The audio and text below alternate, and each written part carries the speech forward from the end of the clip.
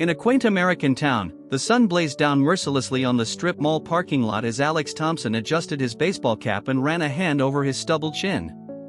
Once known for his polished suits and sharp haircut, Alex had transformed into an unrecognizable figure clad in worn jeans, a faded college sweatshirt, and scuffed sneakers. Even his mother would struggle to recognize him now.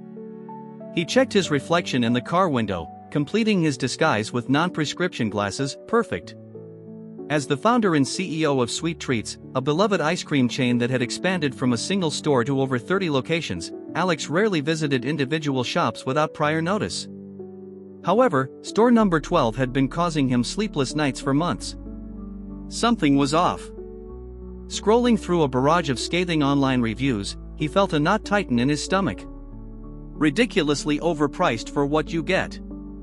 Prices change every time I visit. Total ripoff.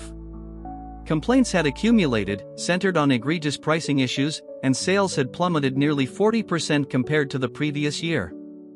Multiple mystery shoppers reported inconsistent pricing, yet the district manager's inquiries had yielded nothing concrete.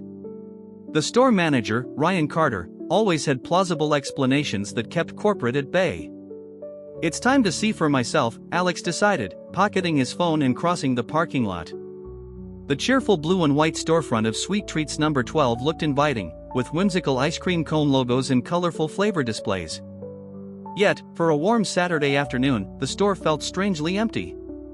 A small bell jingled as he pushed open the door, and the familiar, sweet aroma of waffle cones and creamy desserts greeted him.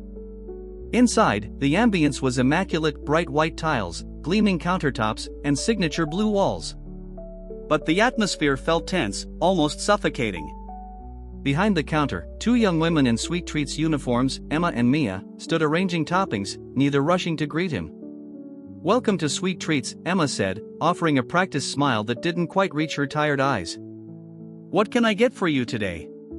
"Just a single scoop of vanilla, please," Alex replied, trying to remain casual. "Any toppings?" Emma asked, already reaching for a scoop. "No, thank you.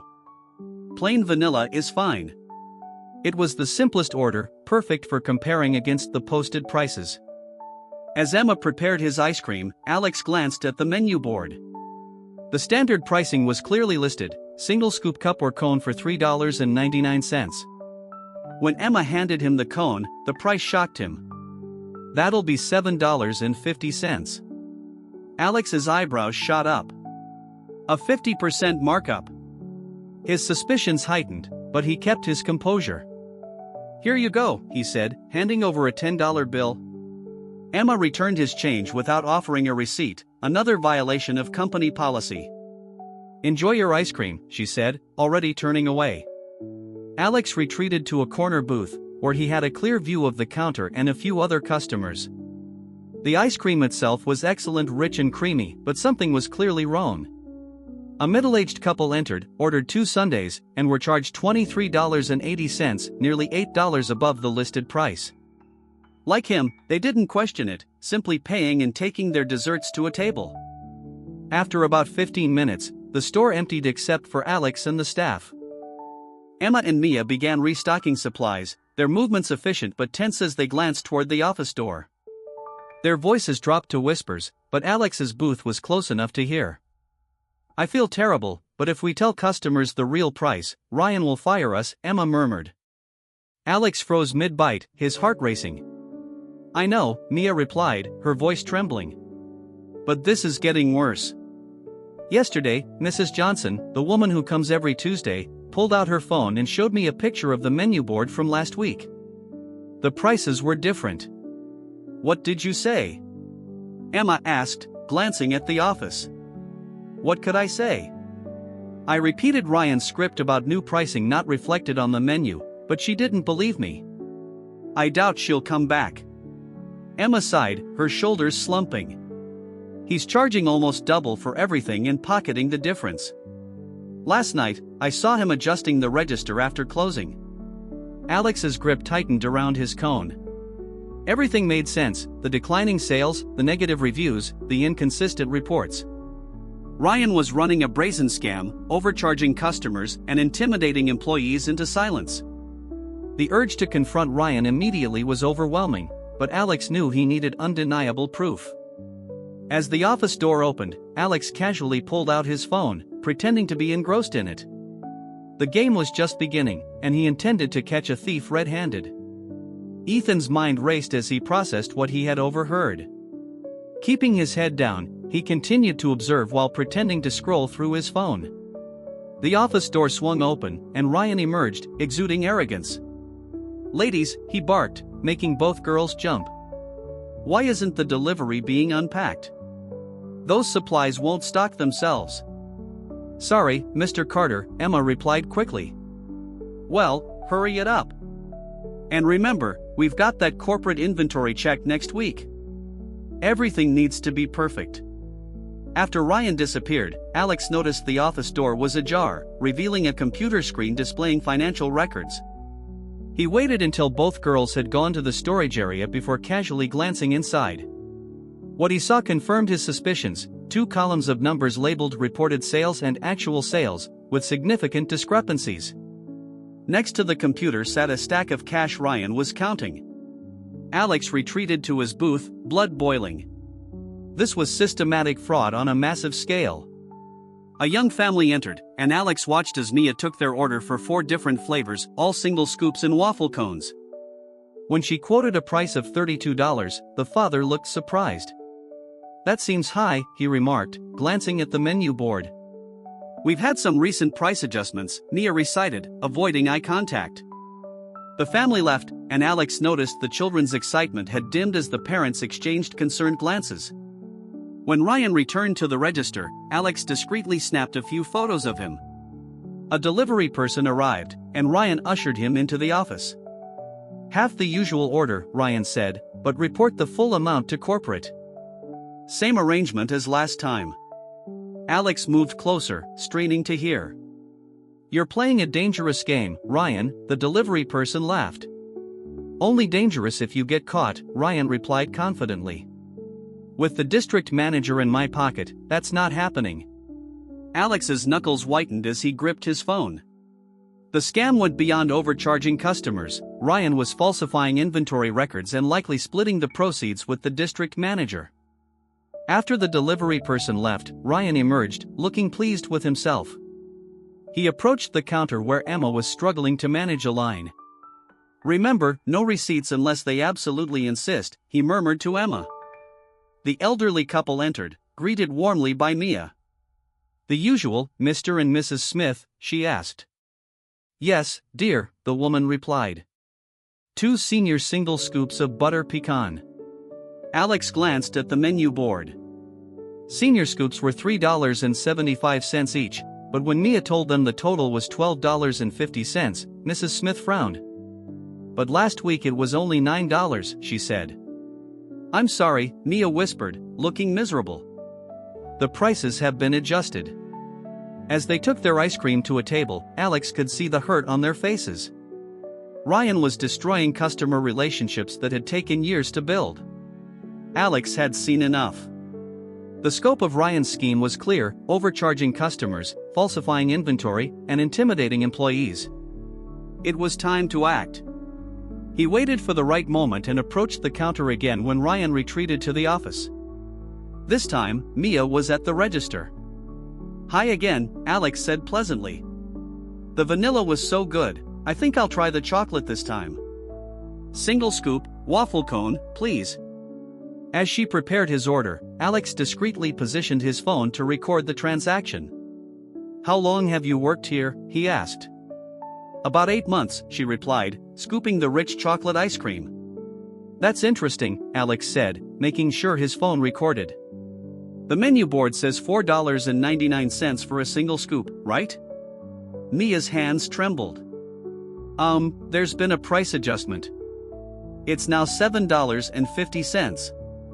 "That's odd," Alex pressed. "Can I get a receipt? I'm keeping track of expenses." "I'm sorry, but we don't print receipts for small orders," she stammered. "Really? That's unusual," Alex said, raising his voice slightly. "Every other Sweet Treats location gives receipts. It's part of the transparency pledge, isn't it?" Mia looked panicked. I'm just following instructions. Whose instructions? Alex pressed.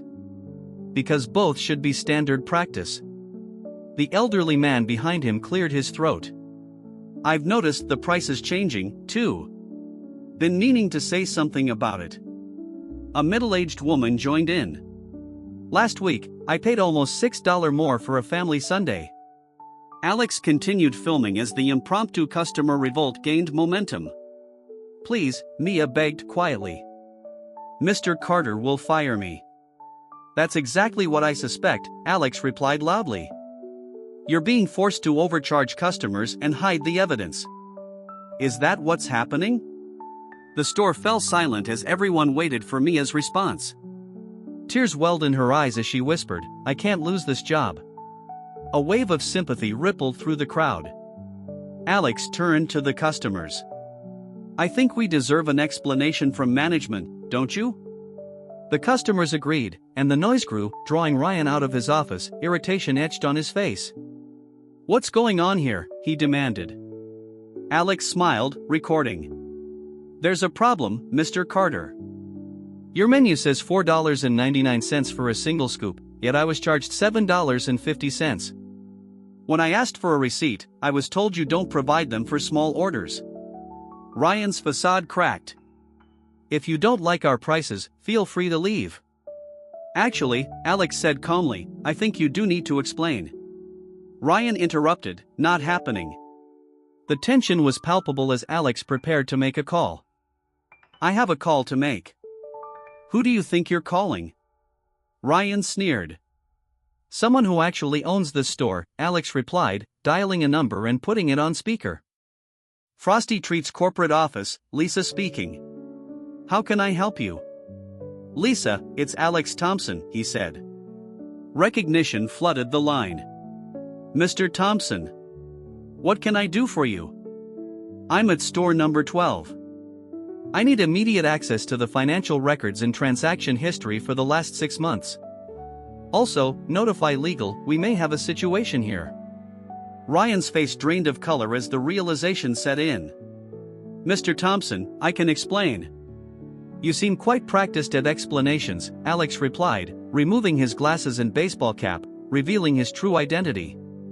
Oh my God, gasped a nearby customer. Mr. Thompson, what an unexpected honor. Ryan stammered, attempting to regain his composure.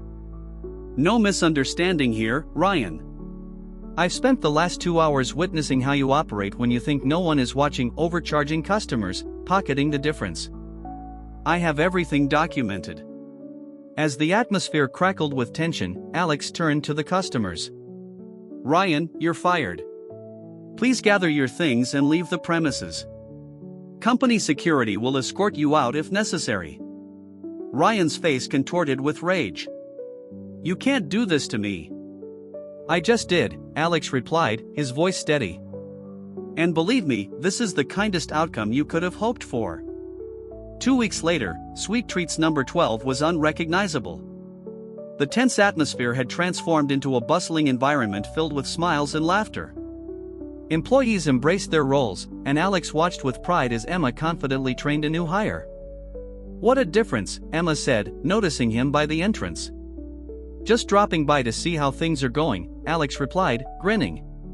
The changes had revitalized not just the store but the community as well.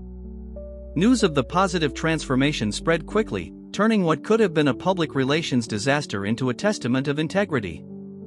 I'm glad we could earn back your trust, Alex said sincerely to the customers. As he prepared to leave, Alex reflected on his experience.